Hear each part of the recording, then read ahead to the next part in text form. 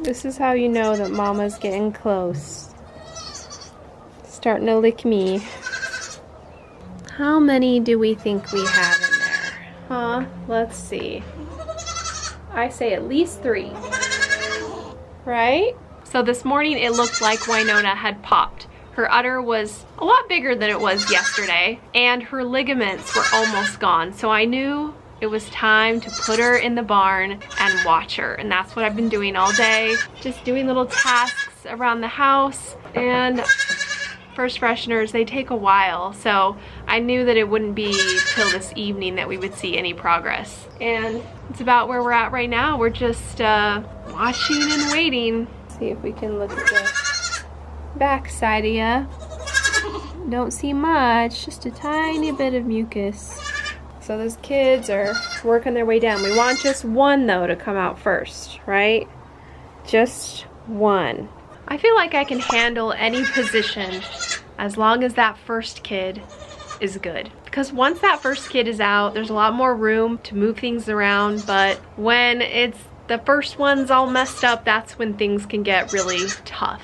So we're hoping that the first one here slides right out.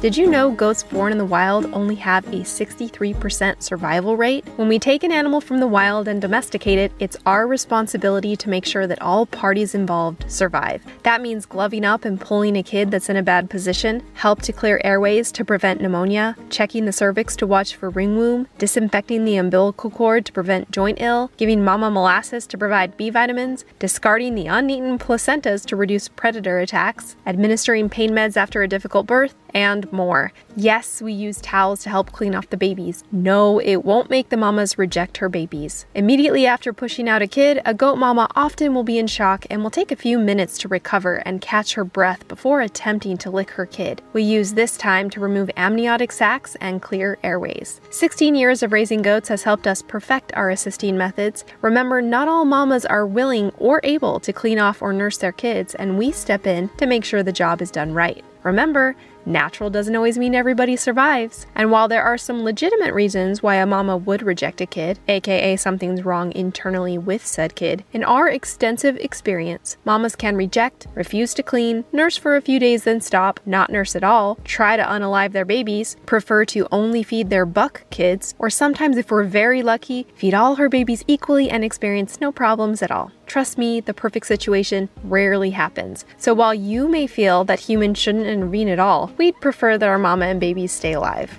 So no matter what anybody says, we'll continue to do all we can to get the best survival rates on our farm. 3 hours later. Well guys, the first kid indeed did not slide out as we'd hoped. I usually know I have to go in if mama doesn't progress, and she just wasn't. She was in obvious labor, getting up and down, but because she wasn't doing any sort of intense pushing, I knew that nothing was pressing on the cervix, which meant either two things. She could have ringworm, which means her cervix wasn't completely fully dilating, or there could be a kid in a bad position and not advancing into the birth canal, or there could even be a tangle of kids. So I try to go really gentle, especially on a new mama, but really anytime I'm going to insert my hand, I obviously glove up, but then I really take it slow. So I've cut a lot of footage out, but I took my time really working my way in because I don't want to cause a lot of trauma, and you want to be real careful. You don't want to tear anything. I could tell about at this point that she was fully dilated, so that meant something was happening with the kids. And as I stuck my hand further in, I could tell we had this position. Except it was a little bit different than this. The kid was upside down, so completely upside down, and the head was back and to the side. So it was time to get that head up, get it in the canal, and get these kids delivered. So I lubed my hand up quite a bit, and I also put coconut oil all over the backside of Wynonna so that everything can stretch as much as possible as I'm maneuvering. The good thing is I have very small hands, and I think that really helps me in these situations. So the head was so far back and to the side, and I could feel the other kids just pressing that like I said before, this is what makes it so hard. It's because you've got the other kids and there's not a lot of room, and it's quite difficult. But after some gentle turning, I was able to get that head towards the canal. And a lot of times they try to, the second you do that, it flips back. But this kid kept its head straight like he was supposed to. And I just had to make sure that the head stayed in the canal while the legs came forward as well. So it took some patience, took some time, and then all of a sudden it slipped right out. Oh my gosh, it's alive, Kevin. Gosh. Are you okay? Oh, I don't know if it's gonna make it. Long. It was so twisted. Yeah. It's okay, come on. It's okay. I know, that was so hard. That was so hard. You were all twisted. I know, let's look at your baby. Oh my goodness. I don't know. That was really hard. Oh, I don't know, Kevin. Let me take it. Come on. Grab me now. I know, we got to get it to breathe. Come on. That was real bad with that head back. She's pretty limp. She, I don't know.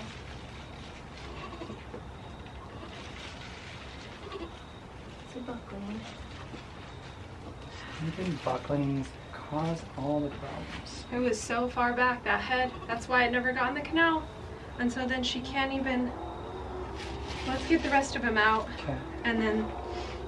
Because she's not going to push with all that. Yeah. So, just push it. Push yourself.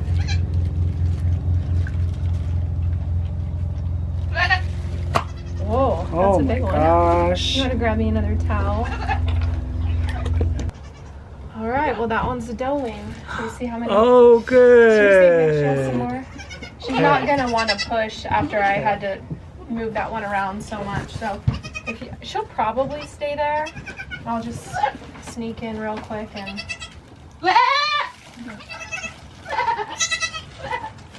Uh-oh, you struggling? Come on, it's okay. It's all right.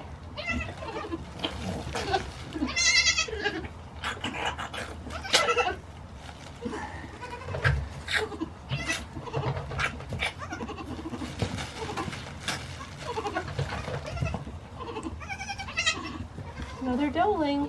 Right. Towel under there. Okay, let me see if she has any more.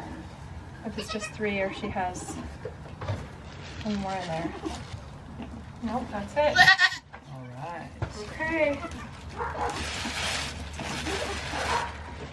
That little first one was a little brat because he had his head. Which one? That one. I'm looking at you, dude. You're the problem. You're being a good mama, though. You licking them off? You got 2 doelings and a buck. Good. So there you go. I was worried about that buck there, but he seems to be doing okay. He's the smallest one. Usually it's opposite. Usually the bucks are big. Yeah, usually the bucks are so big. But it looks like the doelings are the big ones. Are you okay? You're struggling a little bit.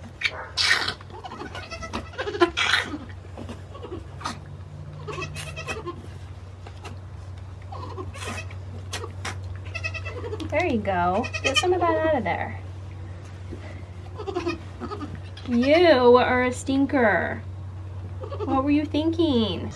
Okay, she's got a nice big udder. Let's see if those babies can latch. These first time mamas aren't very patient. They're not very good nursers.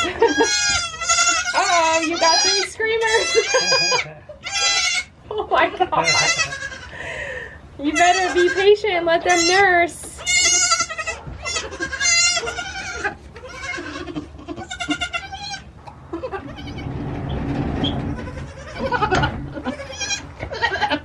Once we knew Winona was nursing everybody equally, we ended the night with a little treat for Winona, which is my molasses water. Every doe usually just gulps us down. They love it. It provides energy and B vitamins. And yeah, she did a good job. I'm proud of her.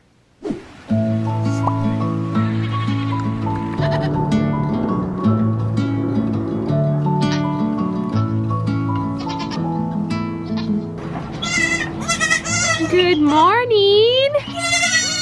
You got some loud babies. Happy rainy morning. Oh my goodness. They all, are you feeding them? They want to eat and she doesn't want to feed them. Come here. Let's hold you down. Just stand there for just a little bit. I'll be all sick of them already. Just stand there for a little bit. Well, you gotta wait your turn. You gotta wait your turn a little bit. Okay? Let's check your bellies. Yeah. How'd they do? They've been eating.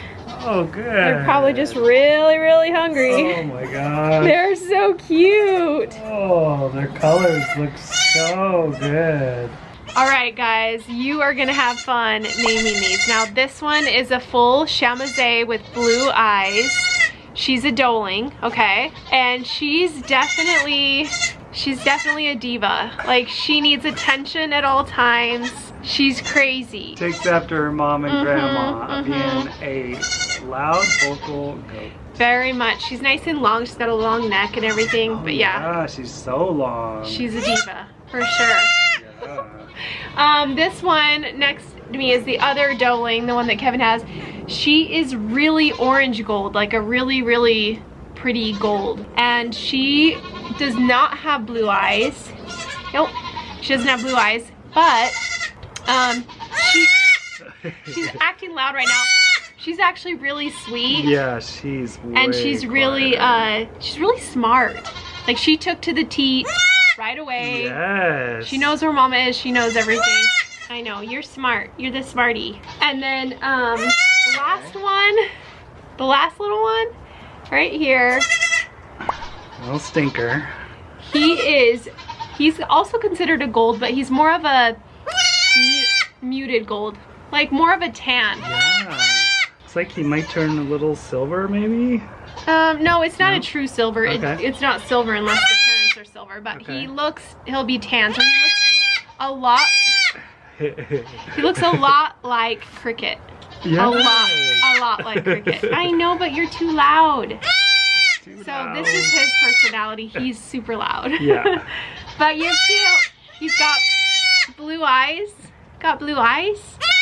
And he's really cute. He's like the runt because the girls are big and he's a little tiny. Oh my word, that is so loud. But yeah, that's his color right there. Yeah, he's loud.